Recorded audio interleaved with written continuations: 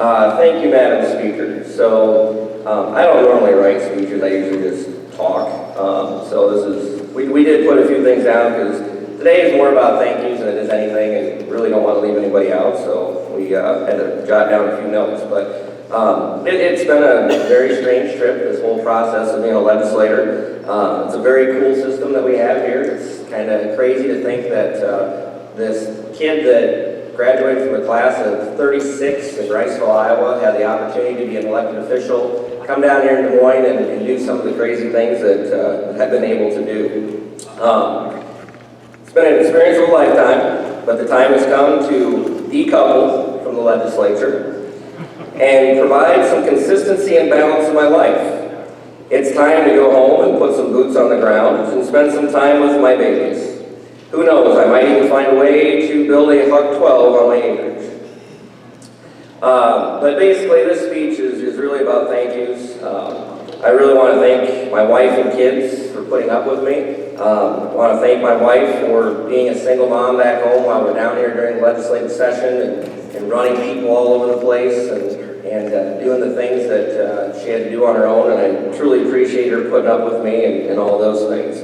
I apologize to my kids for ruining parades for them. They hate parades now. They never want to do parades again or go to a parade and watch. They're so excited to do it in the beginning, and now they can't stand it. To my parents for raising me right, and for my brothers, I got 3 younger brothers for always having my back. Whether it was, never asked them to, but sometimes they get on the blog sites during elections and defend me and things, and that meant a lot to have them there. Aunts, uncles, cousins, nieces, nephews. They also hate parades. They helped me out quite a bit in that. To my neighbors, Brian and Diana, my wife is a nurse practitioner and she works a 25-hour shift once a week, and so she's not home, and so my kids actually go across to the neighbors and spend every Monday night with them. And in fact, when I announced I was retiring, my kids were actually very disappointed in the fact that they didn't get to go over on Monday nights and spend the night with the neighbors anymore. So I do appreciate them helping to raise the kids the last few years. To my constituents, I got the best constituents in the world. I mean, every election, it's very humbling to see the results, to see, that I know that there's people in my House district that are actually breaking party lines. They're not pulling a straight party ticket, and they're voting for the person and not the party. And I think that's an important thing in having good elections, and I know by voting results that people are doing that. So I fully appreciate the constituents that I have back home. To the lobby, believe it or not, I can remember coming down here in the lobby. You have this perception of them that they're maybe bad, evil people, and maybe that's on the DC level, but down here, the lobby, truly very good people. They have good resources. They've been nothing but the best. There's only a couple that I probably won't ever talk to again. That's pretty good, but folks like Jen, Dave, Jill, Matt, Frank, Dave, Steve, Don, Maggie, all great people. You made this place, you made it fun.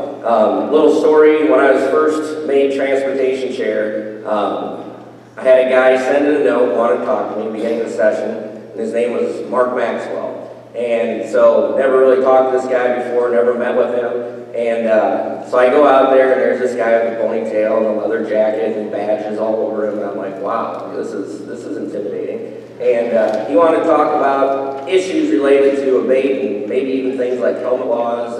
And I remember looking at him and I said, before we start, I just want to let you know, I will let you pick the color of the helmet. And his response was, my good friend, I could throw you over this balcony. So, always a good memory there. And actually, he helped create another good memory as a legislator. He asked me to come talk to the Abate Freedom Rally one year in Algona. If you've ever been there, it's an interesting place. It's a dynamic group of people. It's just a very laid-back, fun environment. But Mark asked me to come talk to the folks at the Abate Freedom Rally.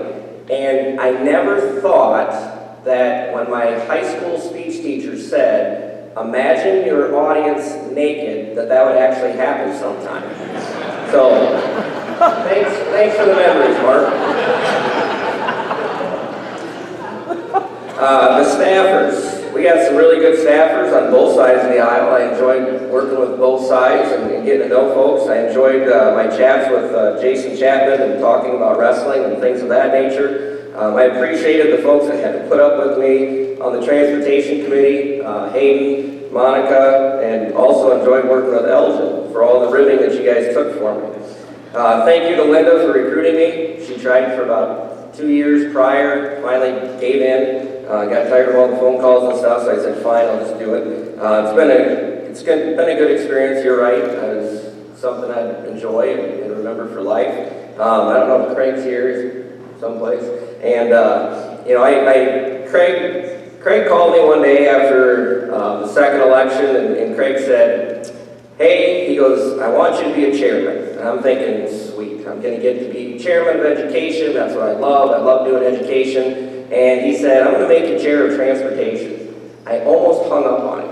I was not happy. I will not deny the fact that I was extremely upset. I told Craig, I said, well, I'm going to need some time to think about this. This isn't exactly what I was thinking. I called a guy by the name of Dave Jepkes. I talked to him, and Dave Jepkes is like, you're going to enjoy this. He goes, it's a bipartisan committee. He goes, you're going to enjoy working with those folks. He goes, Representative Lycum is awesome to work with, and he's 100% right on the Lycum thing. He was a rock star to work with. And so I took it. It's the best thing I ever did. And I guess that would be a suggestion to all you guys in here is that we come in here with a lot of passion, a lot of energy for certain things, and it's okay to expand your horizons. It's okay to step outside of your comfort zone and learn something new. And I really appreciated being the transportation chair for the last 4 years. It was an unbelievable experience. It expanded my horizons. I think my kids are so glad that we passed the fuel tax because we no longer stop and look at bridges. I'm no longer out on roadways taking pictures from the ground level to show the humps and the bumps and things in the road. So I'm pretty sure they're glad. Even my son did a 4-H presentation one year and went to the state fair, and he did his presentation on the bridges of Mitchell County. So it got to be a little bit much, but it was a good experience. So thank Craig for having that vision and putting me into that position. I actually want to thank the people sitting over here to my left. They're not all here today, but the media. I've enjoyed sitting here. It's been my favorite seat in the entire place. Little do they know I use them a lot. It's always fun to drop things over there. Hey, could you guys write a story about the fuel tax? Could you write another story about the fuel tax? They knew they were getting used and they were good sports about it, but it's been fun, all the conversations, the dialogue that takes place over here and the bantering again. So I appreciate that. The biggest part I'll miss are definitely the friendships. So I've met some of the greatest people Iowa has to offer. I've made an unbelievable amount of friends down here and created a lot of great memories. I have a lot of new buddies because of this experience. Had to live with some of them for a while. That was an experience. Don't live with them anymore. That tells you something. People like Jeff Smith and Brian Moore, and Lee Hine, Bobby, Patty, Jacoby, Ross, Pat, Jared, Q, Ron, Dave, Brian, Peter, Matt, John, Megan, Chip. We've had some really good experiences. This has been awesome. Absolutely awesome experience and just a great group of people we have here in Iowa House. I hope, moving forward, we stay in touch. I hope that I don't have to come down here to see your face on the candle that sits on the counter up there someday. I hope we see each other prior to that. We can get together and share stories someday. A lot of other great memories just on things that we've been able to do down here. I can remember one of my first votes was voting on whether or not to change out the statue in Washington, D.C. And I can remember voting on that, and I thought, wow, that's pretty cool. We're voting on a Norman Borlaug statue. Little did I know that when we get redistricted that I would actually pick up Cresco, and that's the home of Norman Borlaug. So it had a lot more meaning to it at that point in time. I remember a certain legislator didn't vote for that, and I said, what are you doing? And he's like, I don't know who the guy is. So we had to educate him on that. But it was pretty fun to go to Washington, D.C., see that statue unveiled. Very, very good experience. I mean, got to do some cool things. We had a state dinner here with the Chinese president. I think that's a pretty unique thing. I was able to help fund our aging infrastructure. Got to meet people like Governor Ray, who is just an unbelievable person and somebody I've always thought the world of. A lot of different friendships with folks across the aisle. One of the coolest things is during my 6 years of being here, both of my grandfathers were alive when I started this. They're no longer with us, but they got to vote for me. That's pretty cool. Even got my father-in-law passed away this last year. He was a big Democrat and still supported me, so that's pretty cool. God bless you, Mark. But got to do some other things.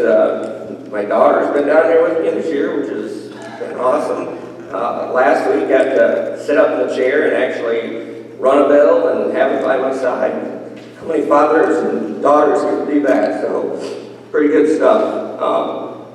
The list goes on. Can't forget all the fun things that I do for that are kind of scheduled. They do these Friday morning interviews back up in Decorah with a guy named Aaron Swenson that he's kind of a character, and we have fun on the radio. My friends down at the office, Nick and Wilson, for those of you that go there with me, you know what I'm talking about. Also done some fun things. Radio station Laser 103.3 here in Des Moines.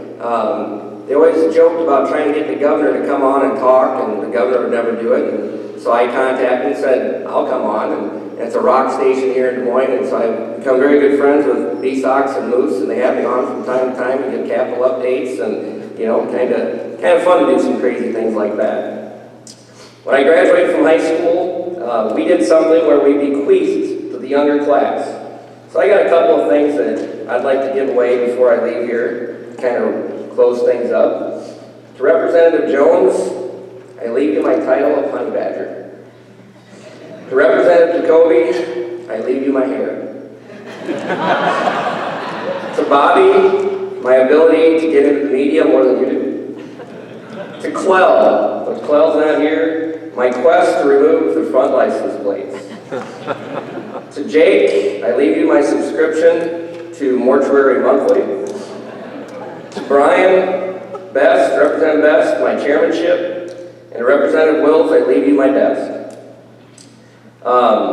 One last thing here, kind of just a piece of, I don't know, advice, I guess, if you will, and I've used this before in the house, but some of you are new folks here, and when I ran the first time, I had this neighbor down the road, and he's an old retired farmer, and he said to me when I was door knocking on his house, he said, so are you going to be a statesman or are you going to be a politician?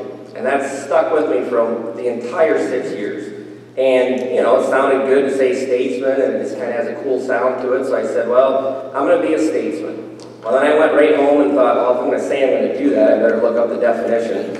And so I went home and did some research and looked up the definition, and I think all of us in here can live by this. I think this is the litmus test that you should use on everything and every decision that you make down here. But here is the definition. A politician thinks of the next election, and the statesman thinks of the next generation. And I think if all of us in here live by that, you'll end up in a really good spot at the end of the day. One last thing. This last weekend, we had the Olympic trials in Iowa City. And I'm a big wrestling fan. Jacoby's a big wrestling fan. Q. Moore makes fun of us for wrestling because he's a big basketball guy. But one of the things that happened this last weekend as I was watching it on TV is there was a wrestler that he had been wrestling for a long time, and he retired from wrestling. And when a wrestler retires, they leave their shoes on the mat. And I am nowhere near an Olympic level wrestler, only in my dreams. So I never got that opportunity to leave my shoes on the mat.